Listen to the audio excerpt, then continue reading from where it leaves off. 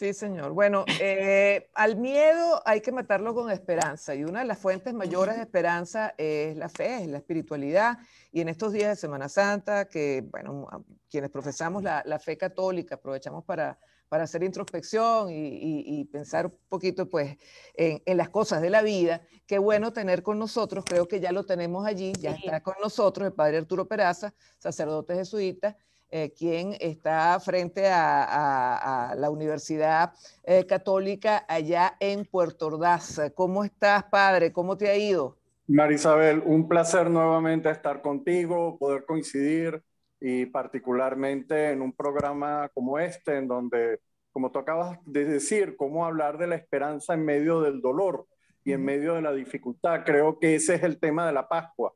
Eso es lo que simbolizamos una y otra vez cada vez que llegamos a la Semana Santa, porque en el fondo ese es el centro de la fe cristiana. Entonces, de verdad, un placer poder compartir contigo algunas reflexiones. Está también aquí conmigo Lila Banorio y bueno, todo este equipo que estamos llevando esta transmisión.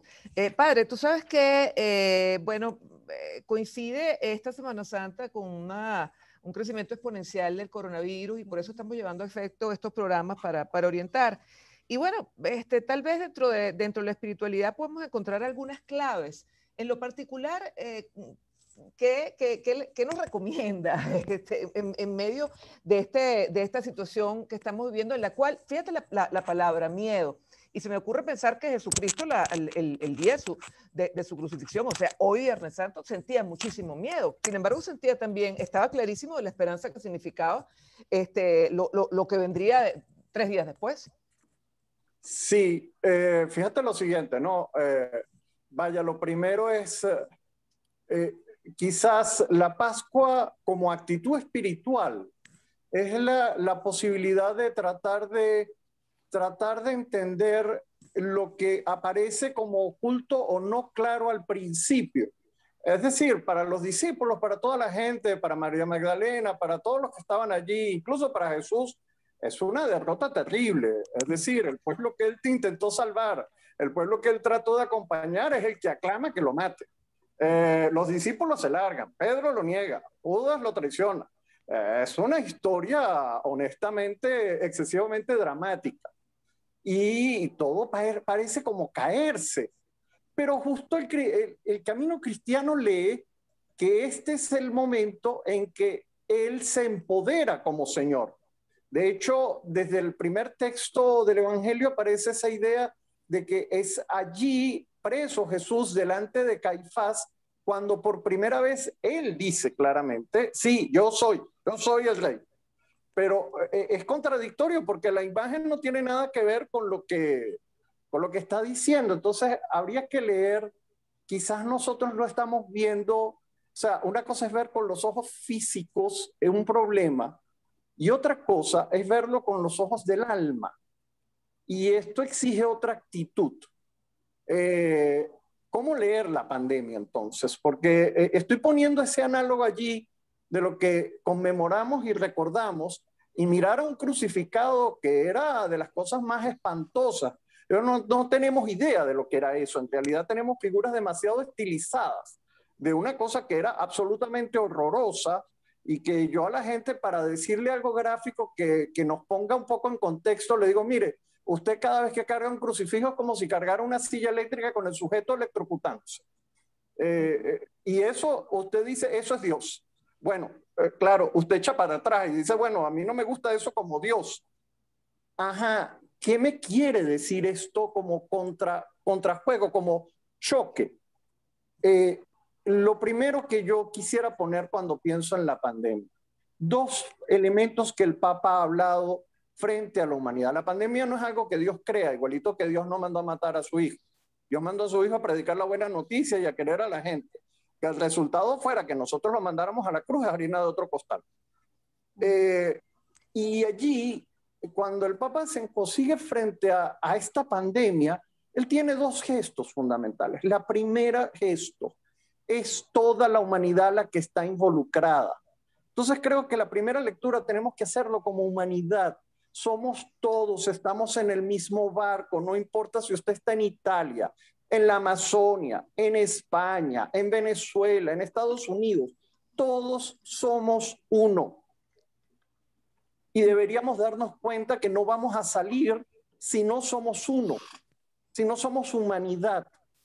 Entonces, esta salida de que cada país o cada cosita consigue su salida es una salida en falso. Sí. Es como nuestra seguridad en nuestras urbanizaciones tratando de protegernos de una delincuencia que está desbordada por los 4 cuadras. Entonces tú dices, ¿de qué te estás protegiendo en realidad? De nada, de nada. Es una trampa. O salimos todos o no sale nadie. Sí, por eso es como una primera actitud de solidaridad humana. Démonos cuenta que esto nos está invitando a una actitud que me parece que es clave, ¿no? Y una segunda cosa que quisiera poner delante. Yo creo que la pandemia también nos ha devuelto un cierto nivel de humildad. Nosotros pensábamos que todo lo podíamos, que todo lo teníamos, que nada nos podía tocar. Y bueno, un virus que ni siquiera es una cosa viva propiamente dicha. Ni visible. Ni siquiera es una bacteria. Pues paró aviones, paró trenes, paró viajes, paró economía, paró todo. Paró todo el aparente poder humano. De nuevo, es la Torre de Babel contada una y otra vez. El ser humano montándose en su Torre de Babel y incapaz de darse cuenta que no somos Dios. No somos Dios. Y quizás nos hace falta cierta actitud de humildad, porque cuando nos montamos como Dios, entonces nos volvemos los Caifás y los Anás y los Pilatos de la historia, que creemos que aplastando llegamos a donde queremos llegar y no llegamos a nada. Y quizás, padre, una de las cosas, ha hablado sobre la solidaridad humana, además de la humildad, y una de las cosas que alertan los organismos internacionales, por ejemplo, la Organización Mundial de la Salud, así como incluso el Banco Mundial, hablan del temor que pueda haber en ampliar la brecha de desigualdad con estos esquemas de vacunación que quizás terminen privilegiando a un grupo. Y todo el mundo quiere vacunarse primero. Es lógico, es sensato, pero supone también dejar a un lado tu interés particular y decir, bueno, yo soy una persona joven, no soy médico, no estoy en contacto diario con gente con coronavirus, puedo ceder mi turno o entender que la prioridad sea quizás el médico que sí está allí atendiendo a todos los pacientes que además están atravesando por momentos sumamente difíciles. ¿Cómo esa desigualdad se puede combatir con solidaridad? ¿Seremos capaces de poner eso en la balanza? Fíjate que creo que has puesto como una segunda dimensión de lectura que quiero proponerte. Y me alegra porque llega sola ella, ¿no? Yo hablo del nivel humanidad, pero después habría que bajar al nivel país, Venezuela, nosotros. Y cuando bajas allí, hay un primer elemento que tú has destacado en el cual estoy absolutamente de acuerdo. Políticas públicas coherentes. Eso es parte de la moral y de la ética, no es solamente politiquería de partidos y si fulano dijo o no dijo, quién es y quién no es. No, perdón, estamos hablando de la vida de la gente. Estamos hablando de personas. Eso es mucho más grande que qué partido y quién está en Miraflores y quién no está y quién dice y quién deja de decir. Debe haber una política pública coherente, transparente, claramente establecida, que tiene que ver con esos criterios que tú has tratado de establecer. Yo tengo que primero vacunar al personal de salud que está enfrentando la situación. Aquí en el estado de Bolívar tienes la queja de todas las enfermeras y buena parte de los médicos, y recientemente en esta semana creo que han fallecido 5 médicos, si la cuenta no me va mal, aquí. Y claro, eso no aparece en la estadística del gobierno. Volvemos a decir, una política pública no transparente no ayuda. Tapar no ayuda. No decir la verdad no ayuda. Es lo de Jesús, yo vine a decir la verdad. Bueno, si eso me toca problemas y me trae problemas, pues bueno, trae problemas. Pero no decir la verdad y taparla no ayuda a una política pública eficaz que atienda lo que hay que atender y que, como tú acabaste de decir, hay un orden que hay que seguir. Y esto sigue una segunda actitud que me parece muy importante. Y aquí giro la espada hacia los ciudadanos, hacia nosotros. Es una actitud de ciudadanía. Yo, claro que le tengo que exigir al gobierno, pero claro que me tengo que exigir yo como ciudadano. Y exigirme como ciudadano significa una responsabilidad de cuidarme. La escena de carnaval no es solo responsabilidad del gobierno, es responsabilidad de los ciudadanos que se montaron en el Callao a hacer el festival que hicieron. el tema de la coronafiesta famosa no es solo responsabilidad de no sé quién y no sé cuánto, es responsabilidad de todos, o sea, y de cada persona que hace eso, porque lamentablemente podemos sacar cientos de ejemplos de personas que no han entendido que somos una humanidad, y es en donde va la solidaridad.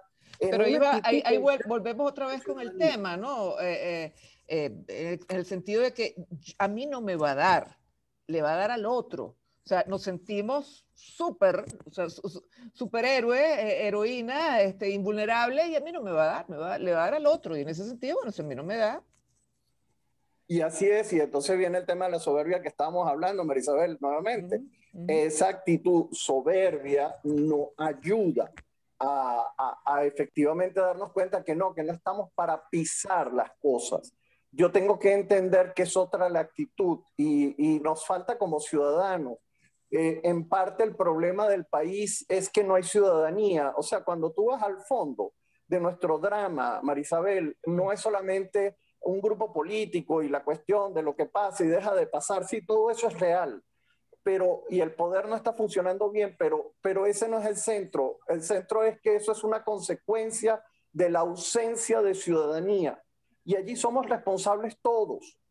Y se manifiesta en este tipo de cositas, en donde yo tengo que darme cuenta que de mí dependen otros. Sí. Y que yo soy responsable de mi familia y de mi comunidad y de la gente con la que trabajo, y que hay que tener unos modos responsables de funcionar.